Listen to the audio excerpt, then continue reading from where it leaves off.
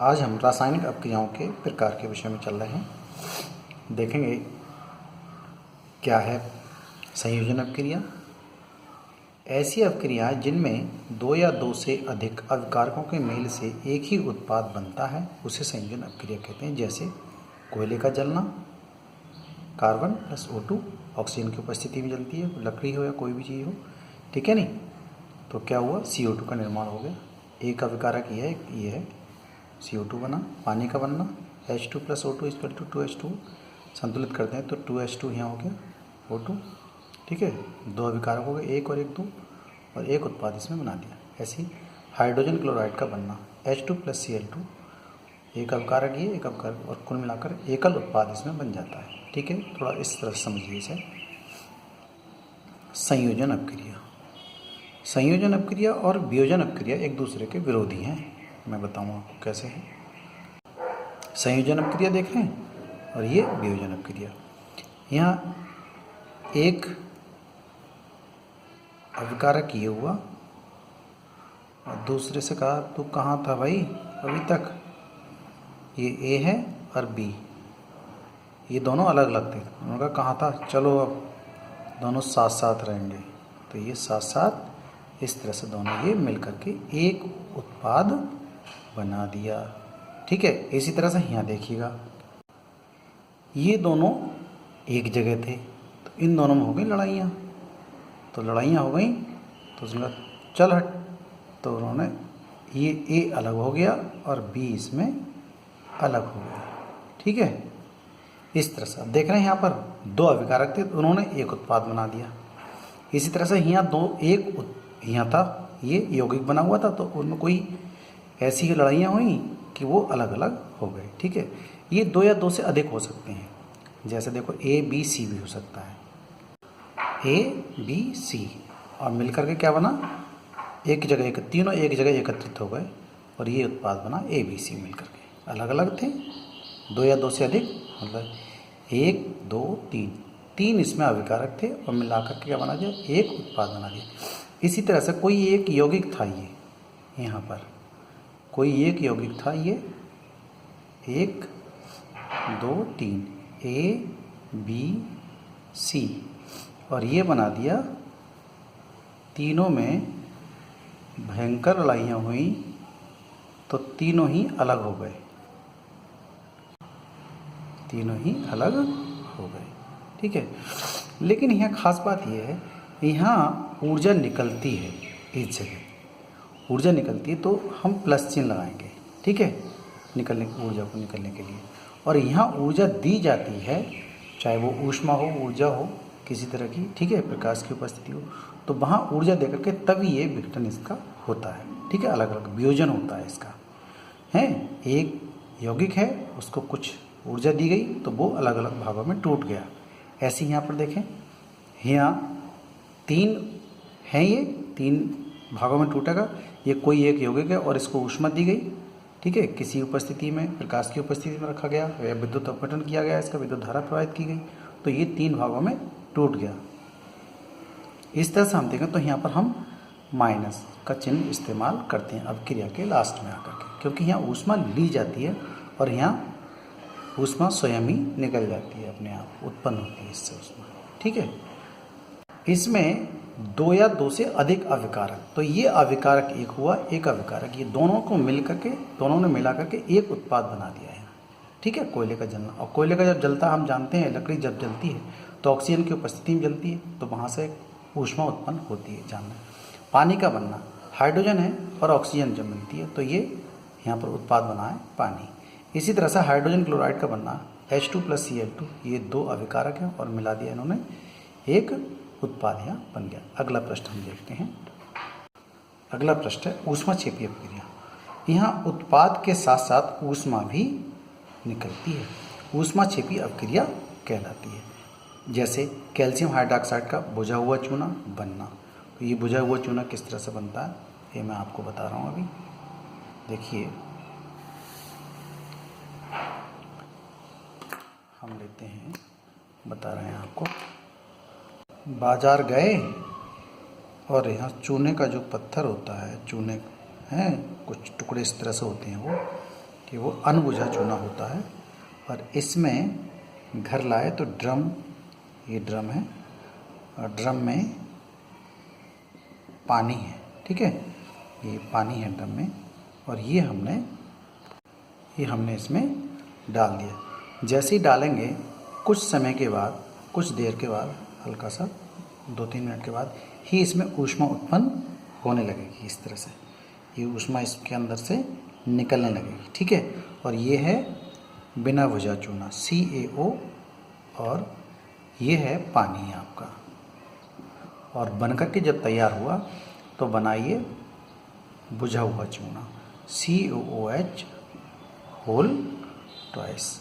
इसको मैं यहाँ थोड़ा सा लिखूँ CaOH होल ट्वाइस, ये आपका बुझा हुआ चूना कहलाएगा, ठीक है, ये OH होल ट्वाइस। अब ये बुझा हुआ चूना कहलाया, ये पानी की उपस्थिति होगी।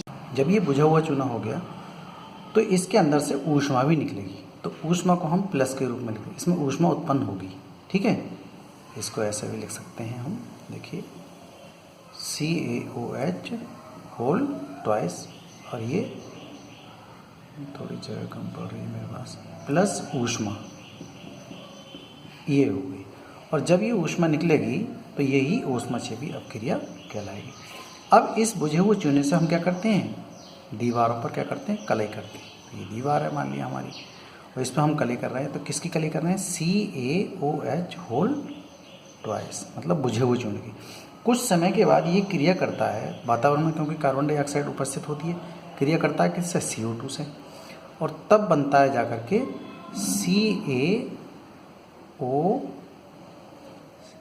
CO3 और साथ साथ इसके पानी भी निकलता है H2O, ठीक है। अब ये H2 तो भाप के रूप में जैसे जैसे धूप पड़ती जाती है वैसे वैसे, तो ये धूप के कारण ही खिलता है, चमकता है। तो ये जो चमकने वाली बात है, ये खास बात इसकी ये है, ये संगमरमर का सूत्र भी यही है CaCO3, और जो चमक आती है, दीवारों पर चमक आती है, उसका सूत्र भी यही है। ये खास बात आपको ध्यान रखनी है, ठीक है। देखते हैं उसे क्या है।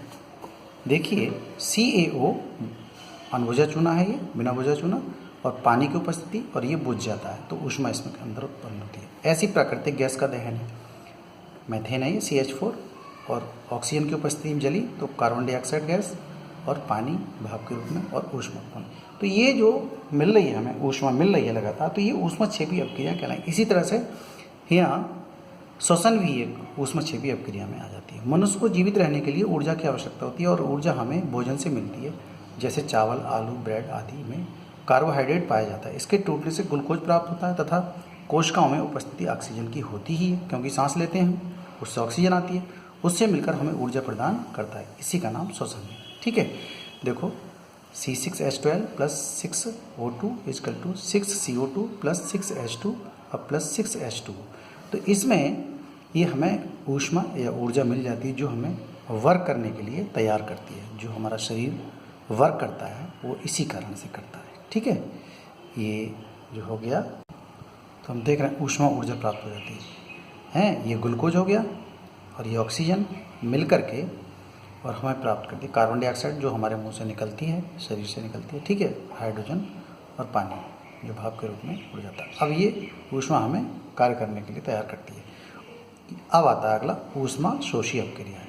देखिए इस शब्द से ही पता चल रहा है आपको, ये ऊष्मा लेगा और इसमें ऊष्माक्षेपी अपक्रिया, ये ऊष्मा देता है, ठीक है नहीं, ये ऊष्मा निकलती है, इसमें से ऊर्जा निकलती है। देखो निकलने के लिए यहाँ प्लस का इस्तेमाल किया गया है, प्लस चिन्ह का इस्तेमाल, ठीक है।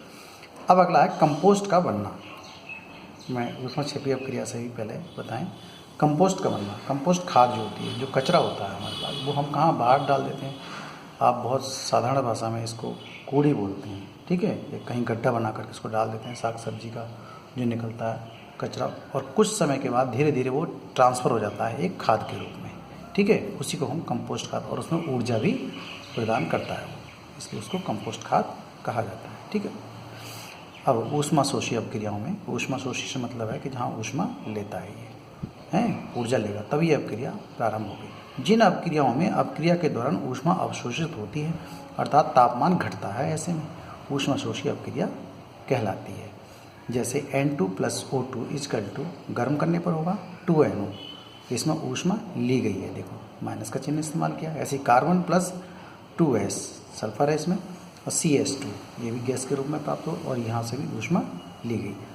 अब आता है हमारा अगला हिस्सा वियोजन। अब वियोजन का मतलब ये टूटेगा, एक कोई अभिकारक होगा उसमें वो कई चीज़ों में टूट जाएगा। जब एक ही अभिकारक टूटकर छोटे छोटे उत्पाद में बदलता है तो इस अवक्रिया को हम अपघटन अवक्रिया कह सकते हैं या वियोजन अवक्रिया कहते हैं। वियोजन में देखिएगा जैसे मैंने बताया था कि ये एक अभिकारक है और टूट करके दो भागों में हो गया ये, ठीक है। ऐसे ही ये एक अभिकारक है और टूट करके तीन भागों में बट गया ये, ठीक है। इसी तरह से इसको हम समझेंगे।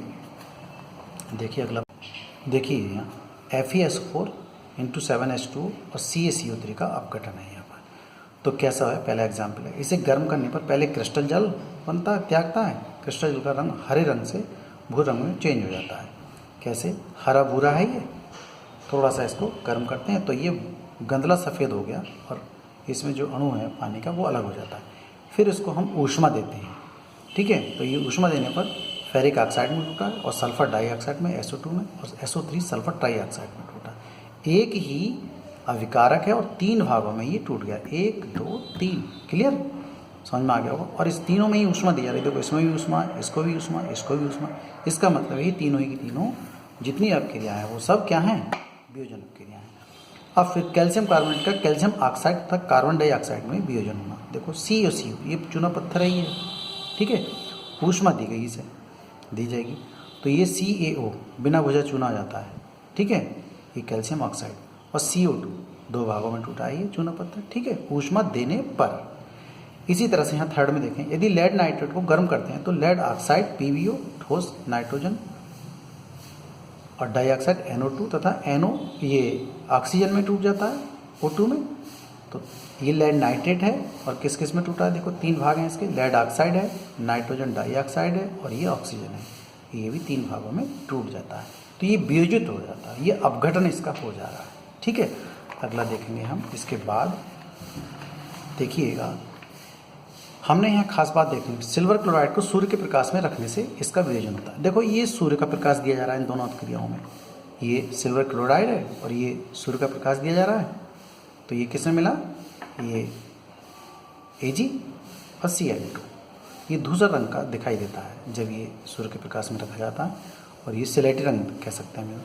इसी तरह से सिल्वर ब्रोमाइड भी इसी प्रकार की क्रिया है, ठीक है।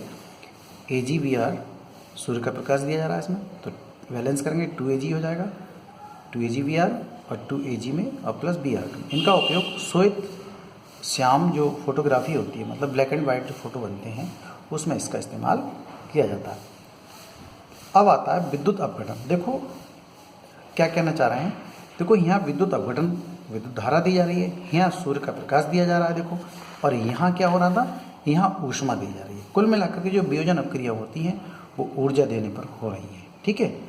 ये संगमरमर है, देखो चूना पत्थर CaCO3 और ये दो भागों में टूट जाता है। ऐसे यहाँ पर ये तीन भागों में टूटा है, मतलब एक ही अभिकारक वो दो या तीन भागों में टूट जाता है ऊष्मा देने पर, ऊर्जा देने पर। तो यहाँ विद्युत धारा, इसका एग्जाम्पल मैं आपको अभी बुक से दिखाता हूँ। देखिए यहाँ हमने जार लिया है और जार में दो टर्मिनल लगा रखे हैं ये, और यहाँ डार्ट लगा दी है इसकी रबर की ताकि पानी न लगे, उसमें जल भर दिया गया है, ठीक है। और ऊपर से दो टर्मिनल के ऊपर ये परत नली उल्टी लगा दी है और 6 वोल्ट की बैटरी लगाई। विद्युत अपघटन इसका किया जा रहा है, एक एनोड है एक कैथोड है, ठीक है। तो कैथोड पर देख रहे हैं यहाँ पर ये जो भाग है खाली, ये हाइड्रोजन एकत्रित होती है और जो कम भाग में जो कम आयतन है उसका वो ऑक्सीजन है। यहाँ देख रहे हैं यहाँ ऊर्जा दी जा रही है, यहाँ तोड़ा जा रहा है पानी को दो भागों में, एक है हाइड्रोजन में टूटा है, ये ज़्यादा आयतन में है और ऑक्सीजन कम आयतन है। देखिए H2O, तो यहाँ हाइड्रोजन के दो भाग हैं और ऑक्सीजन का एक भाग, ये टूट गया है। और टूटा किस तरह से है ये देखिएगा, जब इसका विद्युत अपघटन किया गया, ठीक है, तो ये हाइड्रोजन में टूटा और ऑक्सीजन में टूट गया है। तो इस तरह से ये वियोजित हो गया है, अपघटन इसका हो गया है, ठीक है। तो आज हम वियोजन अपक्रिया के बारे में भी जान गए। तो दो अपक्रिया मुख्य रूप से हमने सीखी है, एक संयोजन अपक्रिया और एक वियोजन अपक्रिया। अगली अपक्रिया भी हम बताएंगे, तैयार रहिएगा। और यदि वीडियो आपको अच्छा लगती है तो अपने साथियों को भी बांटते रहें, देते रहें। Thank you.